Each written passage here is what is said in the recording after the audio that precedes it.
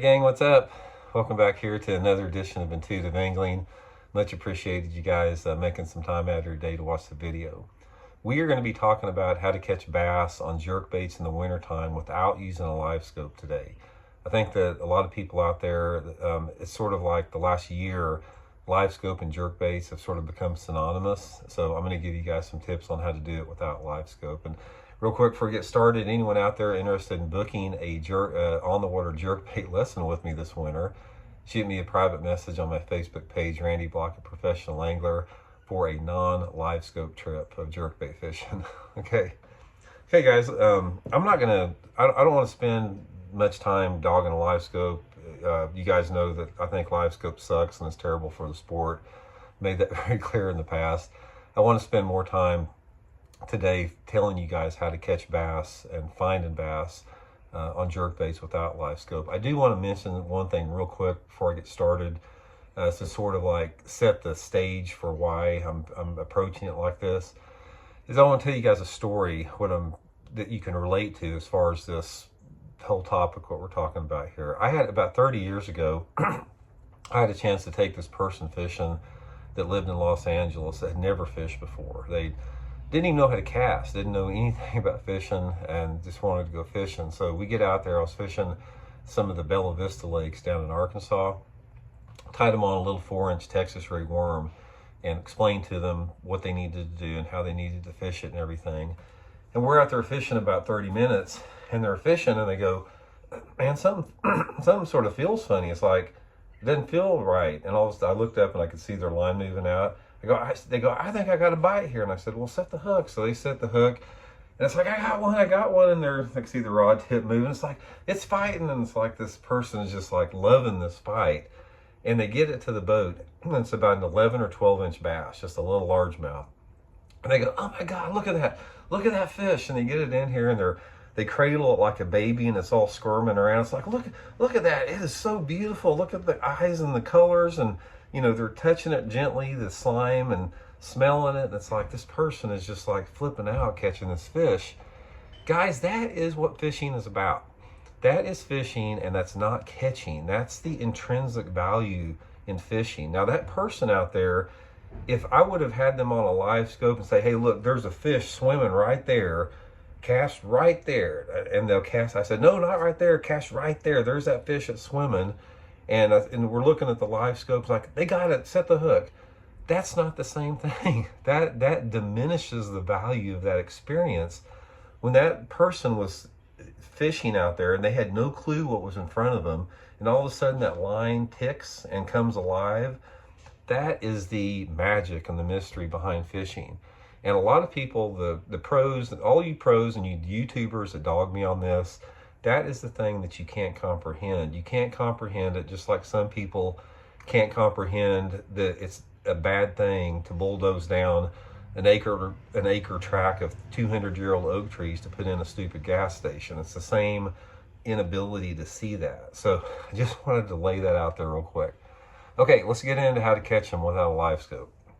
Here's what you have to, and I could go on forever. This could be a seminar, but I'm going to give you a quick foundation, guys. There's two populations of jerkbait fish in the winter to be caught in most lakes. You have bass that are relating to the bottom, and you have bass that are suspended. Now, the degree of which this exists on the lake depend upon a lot of factors, such as water clarity, water temperature, water level, the type of species of bass that you have in the lake, a lot of different factors. So some lake will have more of one or the other, but most lakes have a degree of that. Here's the first thing you can do, guys. Concentrate on shallow water. When you're concentrating on water that is in that 3 to 6 foot zone in the wintertime with a jerkbait, excuse me, you're pulling bass off the bottom. You're not targeting suspended fish like you are in deeper water. Probably at least 50% of the bass I catch during the wintertime of the year on a jerkbait, which is, when I say 50% of the bass, I'm talking about hundreds and hundreds of bass. You're pulling these fish off of the bottom that are living around rocks or shallow grass or whatever the cover that you have in there. I don't care if the water temperature is 40 degrees, there's going to be a population of bass that live in that shallow water that can be caught on a jerkbait. So try to concentrate on, you know, the secondary points, main lake points, steeper banks, channel swing banks, all that type of stuff. Even the back end of coves sometimes, there can be wintertime bass back there. Or if you have a lake that's got shallow grass, over shallow grass. That's one good way to catch them without a live scope. If you're in a situation like that, you can work your jerkbait a little bit faster. Most of the time in shallow water, you don't have to pause it quite as much, so just a second or two pause can be effective with that. But like I said, you're not targeting suspended fish. You're actually trying to pull those fish up off the bottom. The second group of fish are the fish that the more the live scopers target. And this is the traditional type of suspended wintertime jerkbait fish.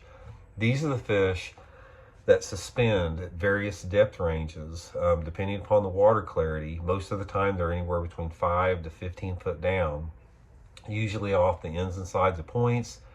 They can be on, again, on steeper banks. They can be like in ditches. They can be over the top of deeper timber, all that type of stuff. The way that you catch suspended fish without a live scope in the wintertime, and I still do this, if you guys have a trip with me, this is what we'll do, is say, for example, you get out on a main lake point. The first thing I do is I get my boat in 20 to 25 foot of water. That's the magical depth. And then what you want to do is you make 10 or 15 casts to the bank and bring it from shallow water out to 20 feet. Then you turn your boat and you cast parallel to the point and you try to target like 5 foot, 10 foot, 15 foot, 20 foot, fan casting all around the boat.